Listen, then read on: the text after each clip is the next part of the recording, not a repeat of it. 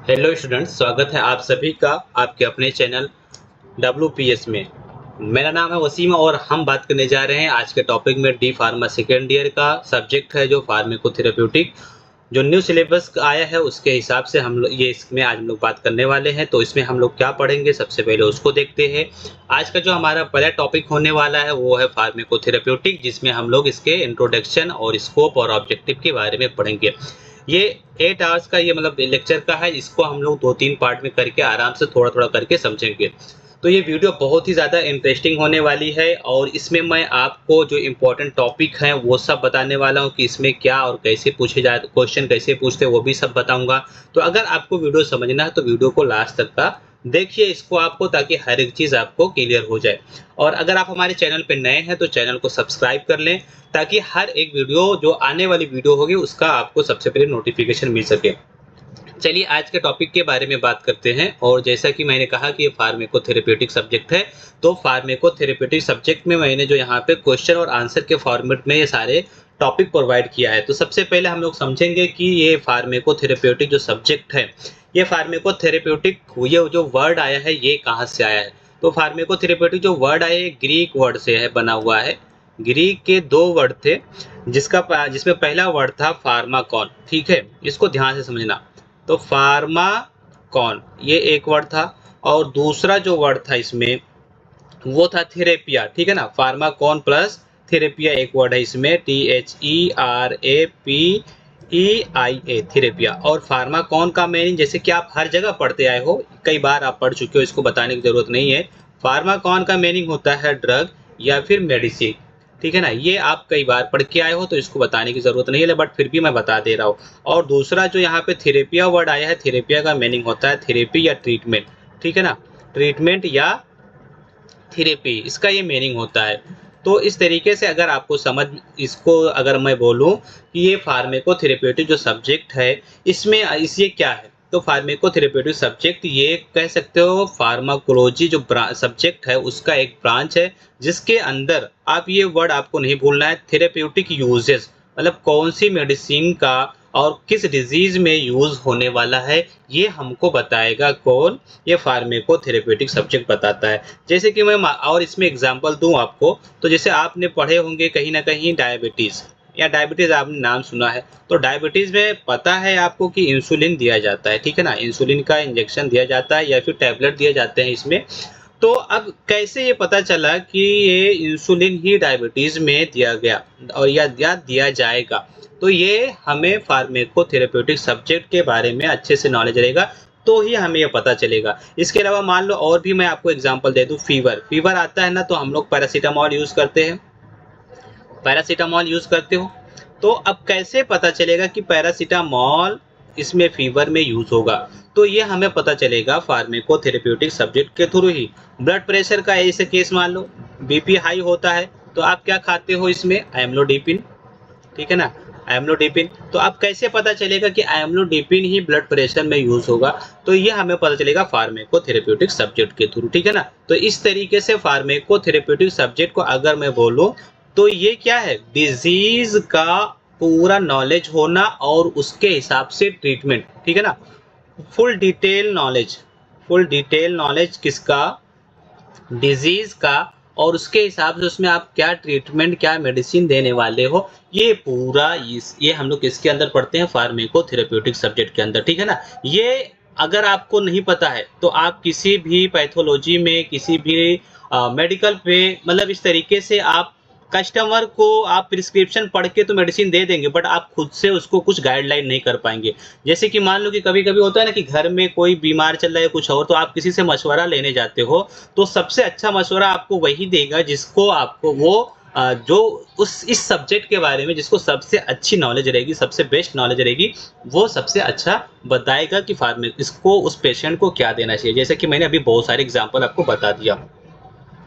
अब मैं बात करूंगा इसके स्कोप के बारे में। ठीक है ना, क्या स्कोप है फार्माकोथेरेप्यूटिक सब्जेक्ट का, तो उसको देखते हैं। सबसे पहला पॉइंट, टू इंक्रीज, देखो ध्यान से, to increase the knowledge and upgrade skill which are necessary for the safe use and medicine distribution by pharmacist and nurses in hospital to the patient. क्या इसमें कहना चाह रहा है? तो इसमें ये कहना चाह रहा है कि हमारा जो नॉलेज है, ठीक है ना, हमारी जो जानकारी है, हमारा जो ज्ञान है और जो हमारा स्किल है, उसको क्या करना, बढ़ाना, ठीक है ना। अगर आप फार्माकोथेरेप्यूटिक सब्जेक्ट का स्कोप देखना चाहते हैं तो उसको स्टडी करने का हमारा मकसद ये होता है कि हम अपनी नॉलेज को और अपनी स्किल को इंक्रीज करें। कब? विच आर नेसेसरी, जिस बहुत ही ज़्यादा नेसेसरी है फॉर द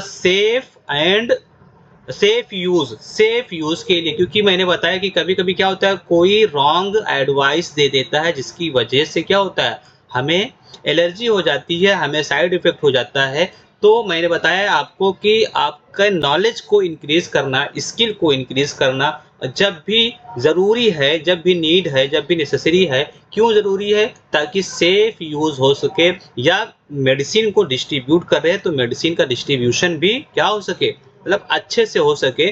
बाय द कि कौन ये करेगा, अब ये कौन ये लोग करते हैं, मेडिसिन का डिस्ट्रीब्यूशन करना, किसी कस्टमर को हैंडल करना, ज़्यादातर केस में पेशेंट या फार्मासिस्ट और नर्सेज, यही दोनों का काम है, ठीक है ना। तो हॉस्पिटल में अगर पेशेंट को देख रहे हैं, कोई भी फार्मासिस्ट हो आप या आप नर्स हो, नर्सिंग का काम कर रहे हो, तो आपको फार्माकोथेरेप्यूटिक सब्जेक्ट का फुल नॉलेज होना चाहिए। और ये नॉलेज रहेगा तो क्या होगा, वही यहाँ पे बताई गई है। दूसरा जो स्कोप आता है, अगर हमको फार्माकोथेरेप्यूटिक सब्जेक्ट का मतलब पूरी तरीके से स्टडी ऑफ फार्माकोथेरेप्यूटिक, ये जो फार्माकोथेरेप्यूटिक सब्जेक्ट है इसका स्टडी करते हैं तो इम्प्रूव होता है। क्या इम्प्रूव होता है? The understanding the concept of pharmacist working in retail shop for disease eradication and prescribe medicine. इसके बारे में ये कहना चाह रहा है कि अगर रिटेल शॉप में कोई काम कर रहा है, कहाँ पे, मतलब मेडिकल पे, ठीक है ना, रिटेल शॉप पे कोई काम कर रहा है तो उसके लिए यहाँ पे बता रहा है कि इसका मतलब पूरी तरीके से आपको समझना होगा और समझे रहेंगे आप, तभी जा करके आप कस्टमर को हैंडल कर सकते हैं। देखो यहाँ पे मैं डायग्राम बताया हूँ, यहाँ पे देखो, पहला तो ये है, सबसे पहले ये हॉस्पिटल के अंदर का पूरा सेफ यूज के लिए पूरा आपको क्या करना है, यहाँ पे कोई प्रेजेंटेशन दे रहा है, समझा रहा है, तो उसके बारे में ये पहला स्टेप का डायग्राम है। दूसरा है ये रिटेल शॉप का डायग्राम है, देखो यहाँ पे, ठीक है ना। अगर आप अच्छे से आपको नॉलेज रहेगी तभी आप एक कस्टमर को हैंडल कर सकते हो, ठीक है। तो ये बात यहाँ पे बताई गई है। तीसरा यहाँ पे जो बात बताई गई, इट हेल्प्स टू अंडरस्टैंड। इसके अलावा थेरेप्यूटिक सब्जेक्ट क्या बताता है, ये अंडरस्टैंडिंग का क्या, पैथोफिजियोलॉजी, पैथोलॉजी प्लस फिजियोलॉजी, मतलब आपको यहाँ पे डिजीज प्लस बॉडी पार्ट्स सबका नॉलेज होना, ये भी किसके अंदर आता है, फार्माकोथेरेप्यूटिक के अंदर आता है। यहाँ पे देख लो, जैसे मान लो एक यहाँ पे फार्मासिस्ट है जो डिजिटल स्क्रीन पे पूरा बॉडी का क्या कर रहा है, यहाँ पे चेकअप कर रहा है, उसका हर एक चीज का स्टडी कर रहा है कि बॉडी के अंदर क्या प्रॉब्लम आने वाला है। तो पैथोलॉजी प्लस फिजियोलॉजी, तो ये स्टेप नंबर 3 का डायग्राम है, ठीक है ना। आगे बढ़ते हैं। इसके अलावा ये क्या काम करेगा, it helps to clear the basic concept of person working in different diagnostic and pathological laboratories.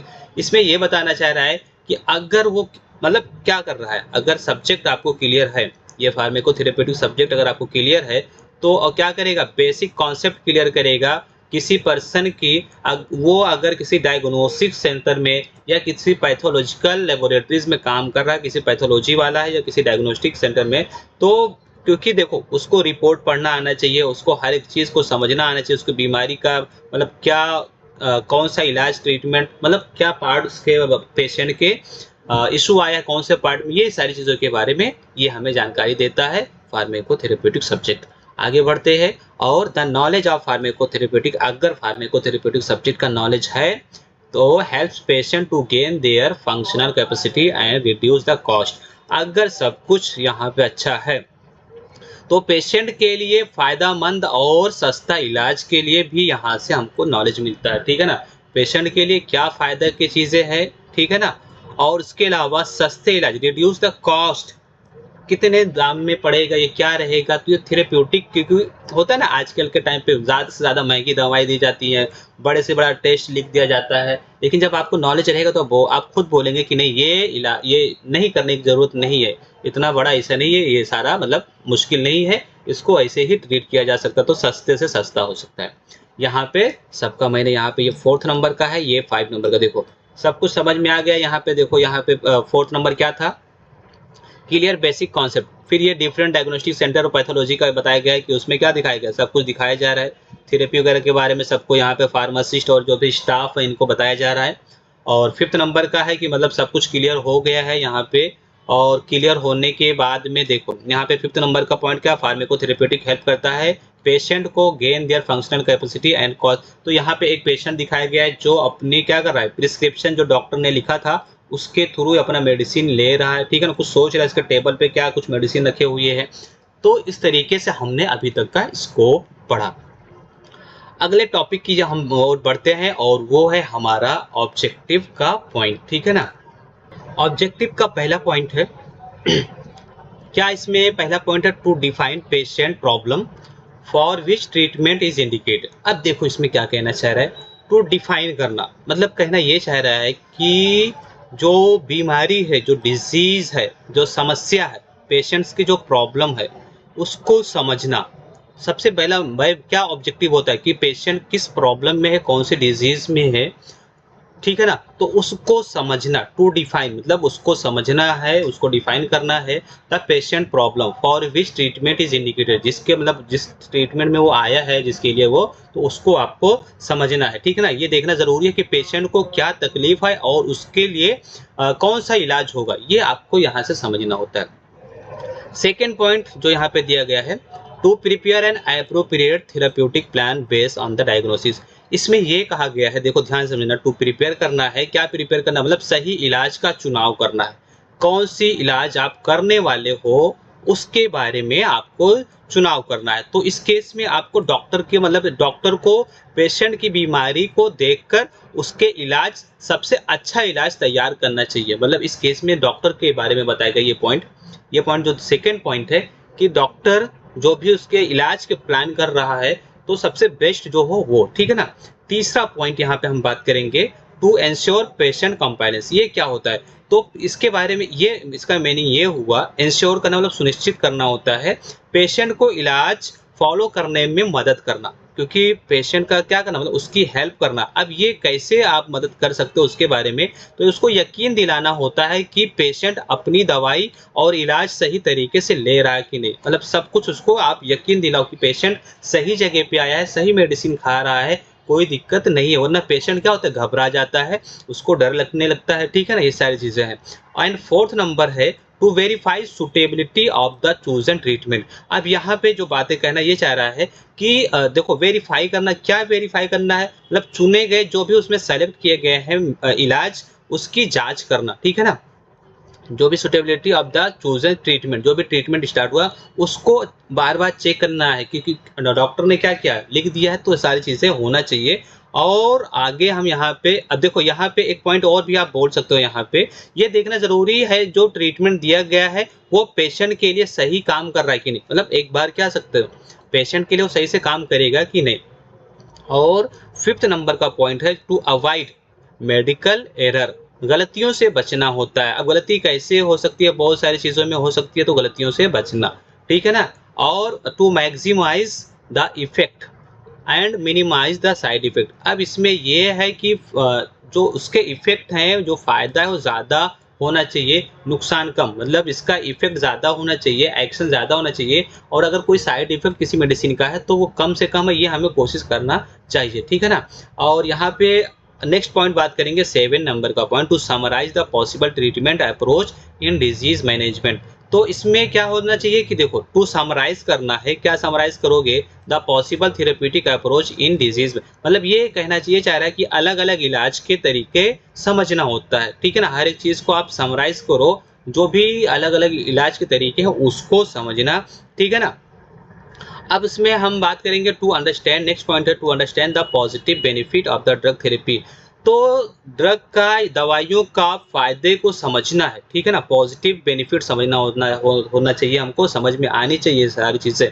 और 9 नंबर की बात करेंगे तो क्या कहा गया है, to discuss the preparation of individual plan based on the, ये लगभग सब सेकंड नंबर 2 से ये इससे मैच कर रहा है। इसमें ये कहना चाह रहा है कि पेशेंट के लिए ख़ास इलाज का प्लान तैयार करना होता है, ठीक है ना? मतलब एक अलग तरीके का, पेशेंट के लिए अलग तरीके का प्लान बेस, उसको प्लान बनाओ इसके बारे में। और पेशेंट को लगातार इलाज के लिए जायज़ा लेना होता है, उसके बारे में बता रहा है। To carry on the ongoing assessment, assess करना, पता लगाना, एंड कंटिन्यू ओवरऑल स्टॉप, मतलब कि उसको चालू रखना है या बंद करना है, ठीक है ना? मेडिसिन को जो भी उसने। तो यहाँ पे हमारा आज का टॉपिक होता है एंड। देखो आज मैंने क्या पढ़ा, पहले उसको रिवाइज करवा दूं। हम लोगों ने फार्मेकोथेरेप्यूटिक सब्जेक्ट स्टार्ट किया, इसके डेफिनेशन के बारे में पढ़े, इंट्रोडक्शन हमने पढ़ा इसमें, और स्कोप एंड ऑब्जेक्टिव। देखो इसमें हमने यहाँ पे डेफिनेशन और इसके अलावा स्कोप की बातें कर ली। स्कोप में 5 पॉइंट आपको बताया, हर एक पॉइंट को क्लियर करवाया। फिर यहाँ पे जो हम लोग बात किए उसको डायग्राम के थ्रू यहाँ पे कुछ आपको विजुअलाइज कराया गया है, ताकि आप ये डायग्राम देखो तो आपको और अच्छे से समझ में आए। इसके बाद में हमने इसके ऑब्जेक्टिव के बारे में पढ़ा। ऑब्जेक्टिव में 10 पॉइंट्स थे, इसको इजी वे में आपको लेकर के चलना है ताकि हर एक चीज़ आपका क्लियर हो सके। तो यहाँ पे होता है हमारा ये वीडियो एंड होता है, और इस वीडियो का इसका नोट्स आपको हमारी टेलीग्राम चैनल पे मिलेगा। हमारा जो टेलीग्राम का चैनल है, टेलीग्राम पे आपको मिलेगा वसीम फार्मा स्टडी, ठीक है ना? ये आप क्या करो, टेलीग्राम तो सबसे पहले आप टेलीग्राम ज्वाइन करो, और नहीं है तो प्ले स्टोर से आप डाउनलोड कर लो वसीम फार्मा करके। और उसके बाद में टेलीग्राम जब आप कर लेंगे तो आपको ये जाकर के सर्च करना है, आपको वहाँ पे मिलेगा, वहाँ पे इसका नोट्स मिल जाएगा, और भी अदर सब्जेक्ट के नोट्स वहाँ पे अवेलेबल है, तो आप वहाँ से डाउनलोड कर सकते हो। अगर आपको ये नहीं मिलता है तो हमारा नंबर नोट डाउन कर लो, इस नंबर पे आप व्हाट्सअप टेक्स्ट मैसेज करना, आपको रिप्लाई मिल जाएगा और आपको मैं सारा आंसर प्रोवाइड कर दूंगा, ठीक है? इसके अलावा आप हमारे चैनल पे नए हैं तो चैनल को अभी तक का अगर सब्सक्राइब नहीं किए तो सब्सक्राइब करते जाएं, क्योंकि वीडियो अच्छी लगी है नहीं लगी वो भी आप कमेंट में लिख करके जाओ। अब हम मिलेंगे नेक्स्ट टॉपिक में, नेक्स्ट लेक्चर के साथ में, जो कि रेशनल यूज ऑफ मेडिसिन होगा। तब तक के लिए take care, bye bye, thanks for watching.